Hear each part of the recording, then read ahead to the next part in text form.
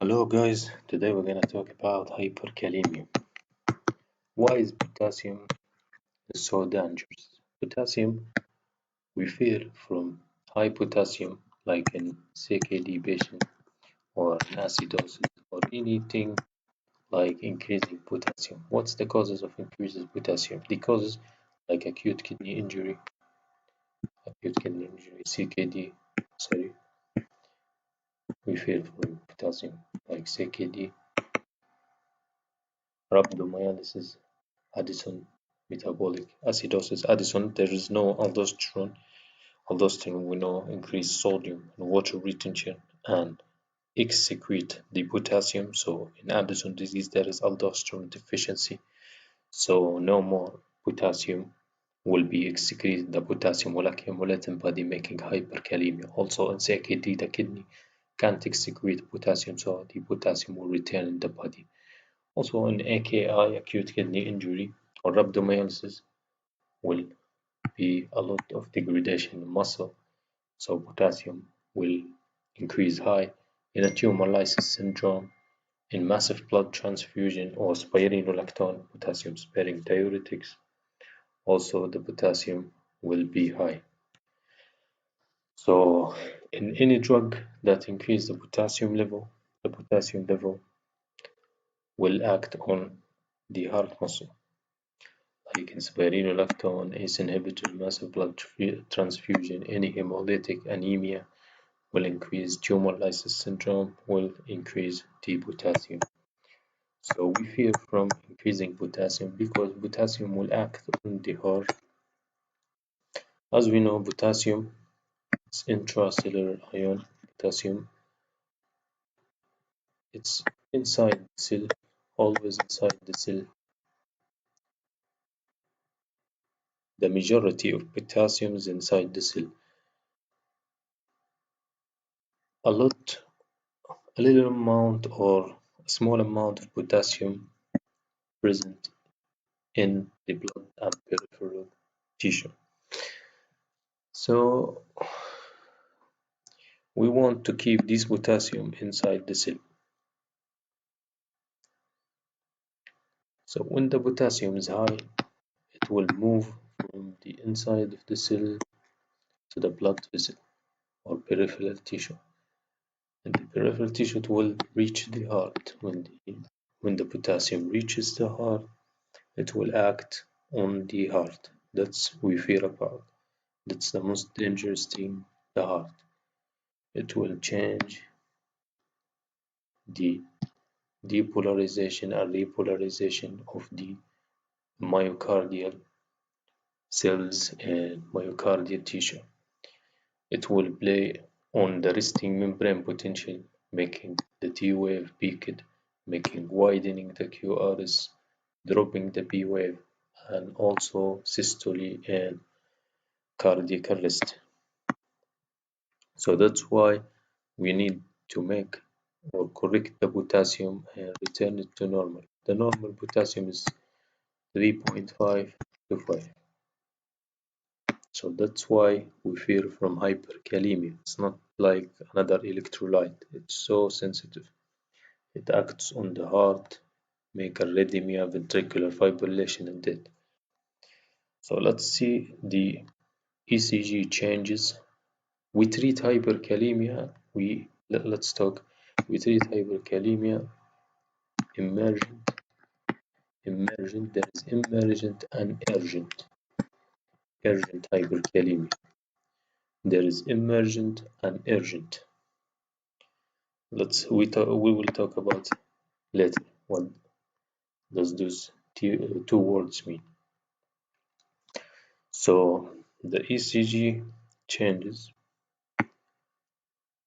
if the potassium 5.5 to 6.5, we will see peaked T wave on ECG like this. This is the P wave, QRS. The T wave will be peaked. This is repolarization abnormalities. When the potassium gets higher and higher, we will lose the P wave, prolonged PR interval, widening the P wave. This is the PR from the beginning of the B to the R. This is the PR interval will be prolonged and the B wave will be widened. As we move on, the B wave will drop it. No B wave. We move on. This is because of atrial paralysis, progressive atrial paralysis. The atrium can't initiate action potential or can't initiate uh, impulses because potassium interfere with sodium. It's a complex. So as we move on, the sodium above 7 or 8 or 9, it's considered like it will interfere with all conductions. Only atria will reach the ventricle. Widening of loss of B wave, widening of QRS. Also, it will make arrhythmia and heart block. Ventricular fibrillation, ventricular tachycardia. It will make the cardiac arrest. So when we treat hyperkalemia, we see if there is ECG changes, we treat it immediately. It's emergency. It's emergency. So we admit the patient to ICU, give it oxygen, insert 2 large pure cannula, send investigation, send potassium, other electrolyte, ABG, random blood sugar, urea, creatinine, and uric acid, ECG. We do ECG, the most important in ECG. So if the ECG is normal, we treat it as urgent, not emergent, not emergency. So if there is ECG changes, we going to protect the heart. Protect the heart by giving calcium gluconate 10 ملي 10 over 10 minutes to protect the heart. This is the most important thing. Calcium gluconate don't shift potassium to inside the cell. It's only protect the heart. If there is no ECG changes, we treat it like urgent, not emergency. It's not emergency. So, and there is something called pseudo hyperkalemia when the sister take the tube of blood. This is a blood, and she shake it too much shaking. It will make a false increase in potassium. So this is a pseudo hyperkalemia. So be careful. We sometimes in the hospital we need to repeat the lab test because of pseudo hyperkalemia. But if there is ECG changes, we immediately treat the patient. Then we said, let me tell you something. This is the potassium. This is the cell. This is the cell. The cell contains receptor for beta agonist and contain cell receptor for glucose. This receptor will make the potassium enter the cell. So when we're treating hyperkalemia, like here, when we're treating hyperkalemia,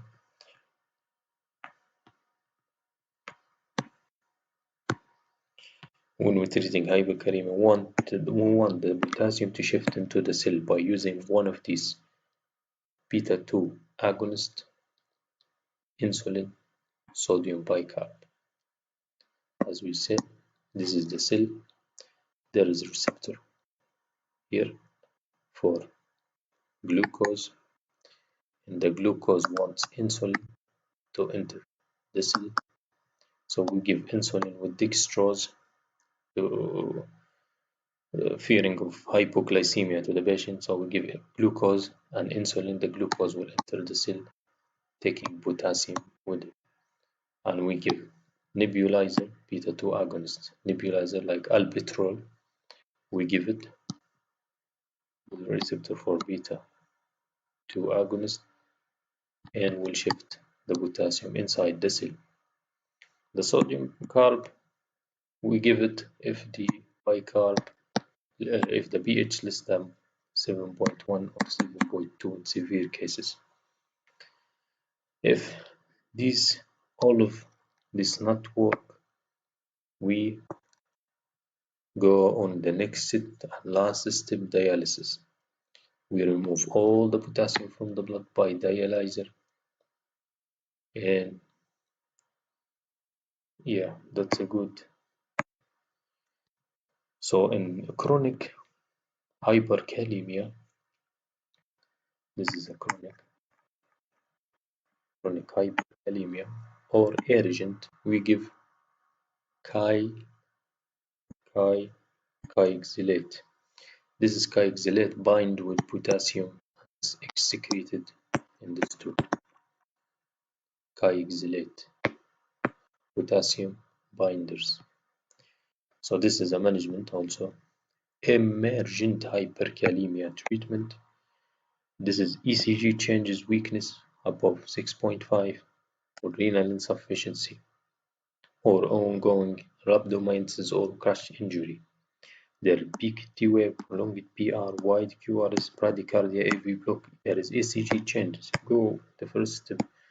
Protect the heart, stabilize the membrane by giving calcium gluconate or calcium citrate. Then shift the potassium into the cell by insulin or beta agonist. The greatest reduction. The first combination, we combine insulin with beta agonist. It's good combination.